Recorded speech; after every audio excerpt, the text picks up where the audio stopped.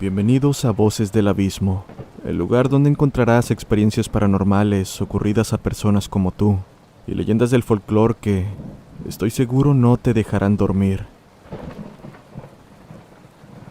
Antes de comenzar, los quiero invitar a compartir sus historias en el correo oficial del canal, mismo que encontrarán en la descripción. Si no están suscritos, los invito a hacerlo. De esta forma ayudan a que el canal siga creciendo, así como esta hermosa comunidad. También, no olviden dejar su pulgar arriba y seguirnos en todas las redes sociales. Créanme, eso me ayuda a continuar con más y mejor contenido. Sin más que decir, disfruten los siguientes relatos.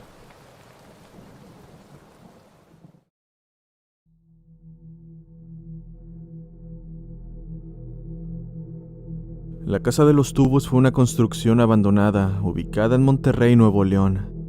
Dicho lugar fue característico por las tragedias que ocurrieron en su interior y que dieron paso a la creación de una tenebrosa leyenda. Era la década de los 70, un padre y su hija habían llegado a Monterrey, Nuevo León, para construir una vida juntos. Poco se sabía de su pasado y de qué los había llevado a ese lugar. Sin embargo, se intuía que solo se tenían el uno al otro. Un detalle importante es que la niña no tenía movilidad en las piernas, dependía por completo de su silla de ruedas y de gente que la asistiera. Por tal motivo, su padre decidió hacerle un regalo que definitivamente cambiaría sus vidas. «Quiero que mi hija pueda recorrer la casa con completa libertad», le dijo el padre al ingeniero. «Claro que se puede. De hecho, ya tengo una idea de la que podría ser la casa perfecta para ustedes». «A ver, cuénteme, ¿de qué se trata?» «Fíjese que se me ocurrió que toda la estructura tuviera rampas para que la niña no tenga problemas en ir un lado al otro». «¿Y cómo sería eso?» «Pues tendría que ser una construcción, como le dijera yo, tubular. Sería algo así como una casa compuesta por edificios en forma de tubos. ¿Sí me entiende? Claro que sería grande para que la niña no se aburra y con grandes ventanales que permitan apreciar el hermoso cielo de estas tierras». «Ándele, eso es lo que necesitamos. Pues no se diga más, hay que empezar cuanto antes. Seguro mi hija se pondrá bien contenta». Pasaron semanas y después meses. Poco a poco comenzaba a levantarse la estructura de una gran casa en un terreno baldío. Los trabajadores se quedaban hasta tarde, hasta que la luz del sol los había abandonado por completo. No obstante, conforme la construcción avanzaba, la tensión entre los albañiles aumentaba. Cada vez se sentían más incómodos. Dentro de ellos nacía un terror inexplicable. De pronto todo empeoró. Desaparecían herramientas y los trabajadores se culpaban el uno al otro hasta que, un día, comenzaron las desgracias. Faltaban pocos meses para que la casa quedara terminada. Sin embargo, la convivencia entre los trabajadores no era nada buena. Por dicho motivo decidieron hacer una reunión después del trabajo para que superaran sus diferencias. Casi todos terminaron con grandes cantidades de alcohol en la sangre, a excepción de uno de ellos, Alberto, el trabajador más serio y reservado. Al día siguiente solo 3 hombres llegaron temprano al trabajo, entre ellos estaba Alberto. Acordaron que él trabajaría en la parte de arriba, mientras los otros 2 se encargarían de afinar detalles en el primer piso. Todo sucedió muy rápido. De hecho, nadie supo exactamente cómo pasó, pero de pronto el par de albañiles escuchó gritos de verdadero terror.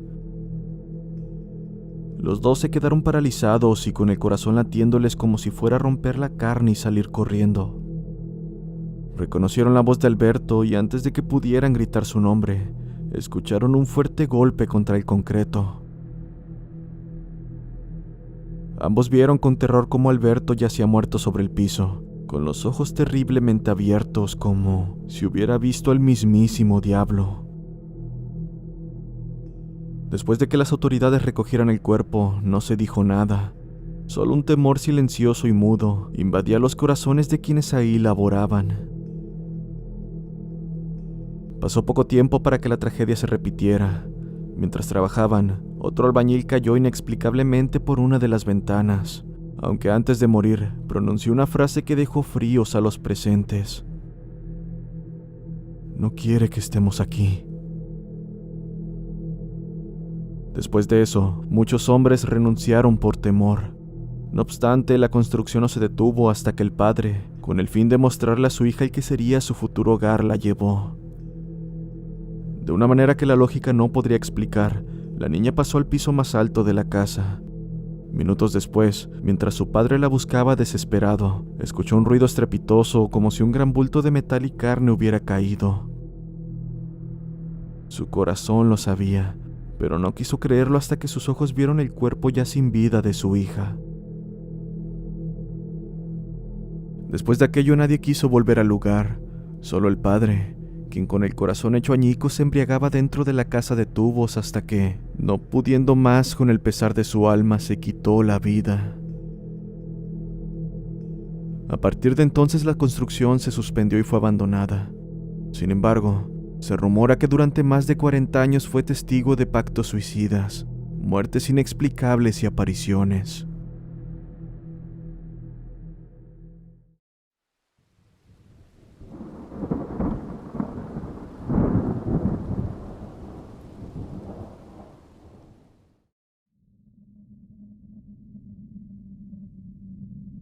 En los ingenios de la provincia de Jujuy, los trabajadores perdían sus vidas o desaparecían de manera inexplicable.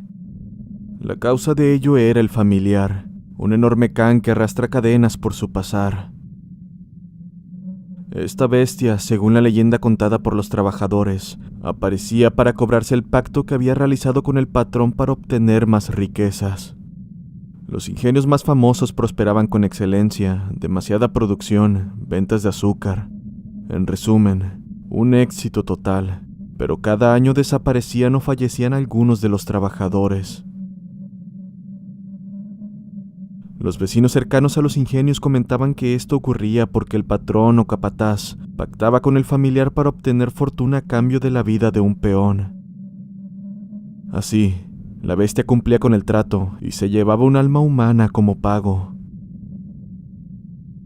Las muertes sucedían cuando el patrón enviaba a algún trabajador a buscar herramienta en un cuarto oscuro, donde se cobraba el pago el familiar. Otra posibilidad eran los accidentes inexplicables que terminaban con la vida de los hombres, ya sea en las calderas o en las cintas de trapiche. No había duda de que tales muertes eran obra del familiar, quien andaba con hambre merodeando.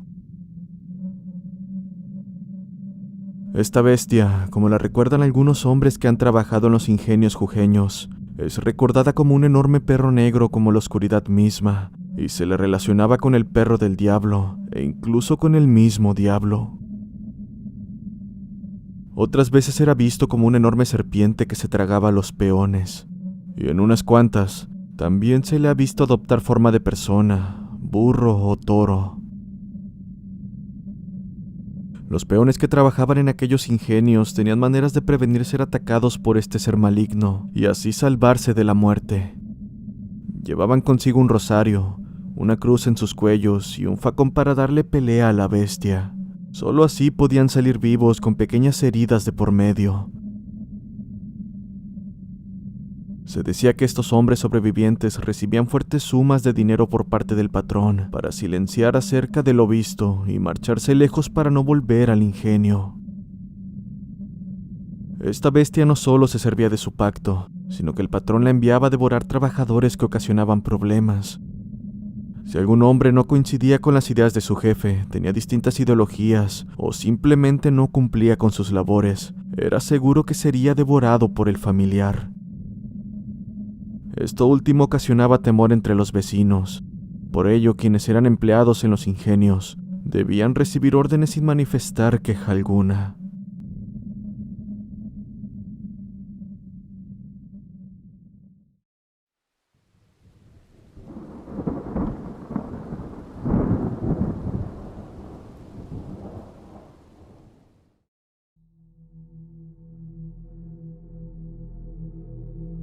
La niña con cabeza de muñeca se le conoce como una de las leyendas más oscuras en el estado de Aguascalientes.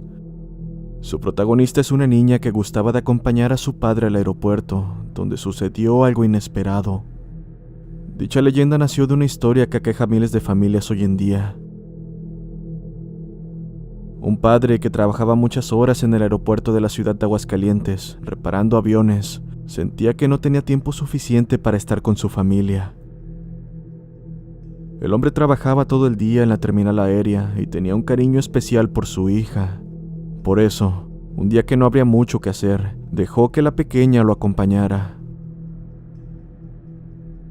La leyenda que se ha transmitido de boca en boca cuenta que el hombre dejó a su niña en un lugar seguro, y como lo tenía previsto el trabajo fue poco, pero con lo que no contaba es que al terminar su turno, le pidieron que reparara una turbina por la que le pagarían dinero extra, así que decidió regresar al trabajo. Mientras él se encargaba de la reparación, la pequeña se sintió atraída por el enorme aparato y decidió ir a ver qué hacía su papá, quien no se dio cuenta que estaba cerca. En cuanto todo estuvo arreglado, los trabajadores prendieron la turbina para ver si funcionaba, pero al hacerlo, lo primero que vieron los presentes fue cómo éste le extirpó la cabeza a la pequeña y a la muñeca con la que estaba jugando. Lo único que escucharon los trabajadores fue el grito ensordecedor de la pequeña, y cuando fueron a buscarla solo encontraron su cuerpo. La cabeza nunca apareció, mientras que de su muñeca solo encontraron la cabeza. Con el paso de los años, el aeropuerto se convirtió en el Parque Héroes Mexicanos, donde, desde su inauguración, los visitantes han reportado una serie de sucesos fuera de lo común, principalmente en las noches. Dicen que en ese momento es común escuchar el susurro de una niña que pregunta: ¿quieres jugar conmigo?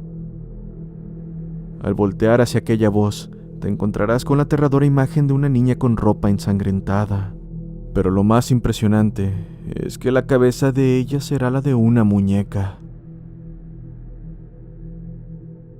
Algunos padres comentan que sus hijos aseguran haber jugado con una niña que tiene cabeza de muñeca, pero que los adultos no pueden verla de día, solo por las noches. Según la leyenda, la niña solo podrá descansar en paz el día que su cabeza sea encontrada.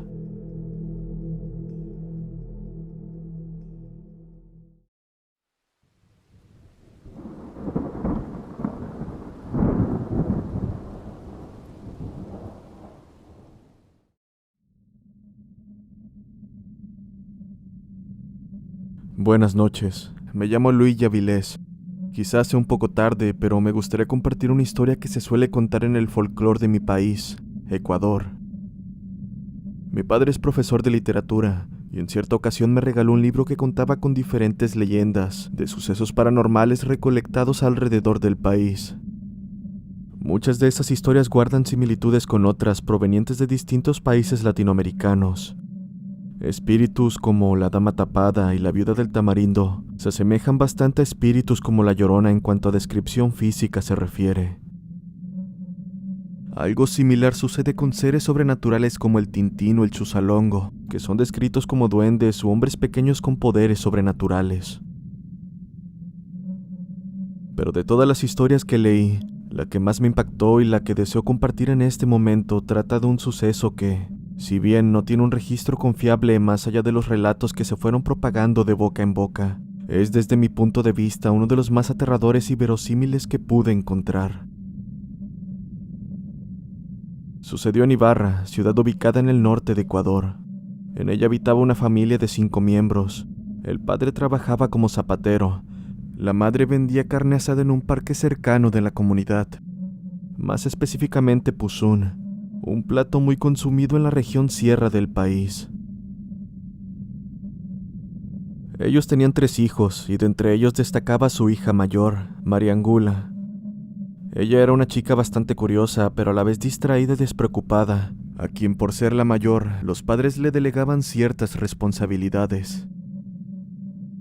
Cuando ellos no estaban en casa, ella era la encargada de cuidar a sus hermanos menores y de tener todo en orden. Cierto día, la madre le encargó conseguir la carne para su negocio. Ella solía comprar todo lo necesario un día antes para de esta forma poder salir a vender puzún desde muy temprano y aprovechar a las personas que salían con dirección a su trabajo por las mañanas. Al ser vendedor ambulante no tenía horario, pero ciertos días en los que recibía una buena cantidad de clientes, solía quedarse hasta que el sol se ocultaba. Mariangula salió de casa con dirección al matadero, con la intención de conseguir una gran cantidad de puzún a buen precio. No obstante, se cruzó con unos amigos y se dispusieron a jugar. Las horas pasaron y sin darse cuenta eran las 4 de la tarde, así que se despidió y se fue rumbo al matadero, donde en el camino se cruzó con una procesión. Al parecer alguien del pueblo había muerto hace poco y estaban a punto de enterrarlo. Ella sintió curiosidad y decidió acompañar a la procesión con el fin de saber de quién se trataba. No obstante, no reconoció a la persona en cuestión. Lo único que supo es que se trataba de una mujer. Cuando el cuerpo fue guardado en la bóveda y sellada con cemento, decidió que no había nada más que hacer ahí y recordó el encargo de su madre. Corrió apresurada a comprar el puzún, pero cuando llegó al lugar donde pensaba comprarlo, se dio cuenta de que no cargaba el dinero. Lo había perdido. Eran las 5 de la tarde y el lugar estaba por cerrar, así que no tenía más opción que volver a casa con las manos vacías. Ya iba de regreso y volvió a pasar por aquel cementerio, cuando una idea descabellada cruzó por su cabeza. Puzún proviene del quechua y significa tripas, largas tripas de carne como los intestinos. A simple vista no existe mucha diferencia entre las tripas de res y las del ser humano, y ella conocía el lugar donde podría conseguirlas sin tener que pagar ni un centavo. Corrió hacia su casa, cogió unas herramientas de repuesto que tenía su padre, las cuales eran utilizadas para arreglar suelas de zapatos, y partió decidida al cementerio. Eran las 6 de la tarde cuando se escuchaban silbatos anunciando que el horario de visita había terminado. El cementerio estaba a punto de cerrar. Entonces Mariangula salió de su escondite y se dirigió a aquella bóveda que había sido sellada hace pocas horas. Con un martillo y una estaca de metal, logró forzar la cobertura que contenía la oxisa, y sabiendo que le quedaba poco tiempo se apresuró a tomar un poco de carne de la parte abdominal. Sin duda era algo asqueroso, y estando ahí dudó en hacerlo, pero viendo que había llegado tan lejos y no reconocía a la difunta, se autoconvenció de que nadie se molestaría por esto, y que nunca se darían cuenta de la diferencia. Así que tomó lo suficiente. Lo guardó en una funda junto con las herramientas, guardó un poco en una pequeña mochila, trepó a un árbol y salió del cementerio lo más rápido posible. Una vez en casa, dejó todo en su lugar y se dispuso a limpiar la cocina. Eran las 7:30 de la tarde cuando su padre regresó del taller. Para entonces todo estaba tal y como lo dejó.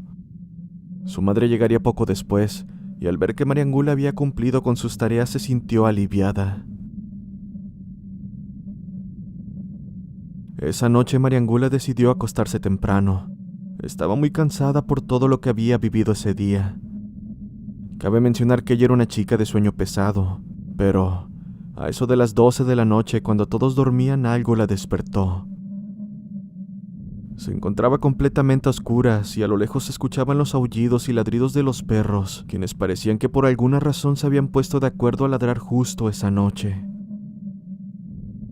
Un tanto molesta, Mariangula trató de conciliar el sueño, pero los ladridos cada vez se escuchaban más fuertes. Se acostó boca abajo y se cubrió la cabeza con una almohada, pero eso no era suficiente. El ruido era tal que llegó el momento en que sentía que los perros se encontraban justo afuera de su casa, siendo ese momento donde todo cesó. Mariangula se relajó un poco, al final podría dormir, pero en ese lúgubre silencio escuchó el crujir de la madera de su habitación. Se escuchaban como pasos lentos y pesados, que al igual que el ruido de los perros, estos se acercaban más y más, hasta el punto de sentir una presencia al borde de su cama. Fue entonces cuando decidió darse vuelta, pero lo que vio la dejó completamente paralizada. Si bien estaba oscuro, se podía distinguir la silueta de algo que parecía una mujer de 30 y tantos años. Mariangula sabía que no era su madre, ya que además de la silueta, un olor putrefacto emanaba de ese ser. Intentó gritar, pero simplemente no podía. Quería retorcerse del miedo, pero sus músculos no respondían. Se encontraba atrapada en ese cuerpo, como si de un ataúd se tratase, sin poder moverse en lo absoluto. Lo único que podía hacer era ver cómo aquel ser se le acercaba lentamente, mientras susurraba su nombre con una voz apenas entendible. Fue entonces que, al sentir unas tripas que rodaban desde el abdomen del espectro entre sus piernas, que Mariangula perdió la conciencia. Eso fue lo último que sentiría. A la mañana siguiente los padres de Mariangula se preocuparon, ya que no respondía, así que decidieron forzar la puerta de su habitación, solo para encontrarse con una horrenda escena. Mariangula se encontraba en su cama. En su mano derecha sostenía un cuchillo que el padre solía tener entre sus herramientas, y en su mano izquierda, tripas que brotaban desde su propio cuerpo.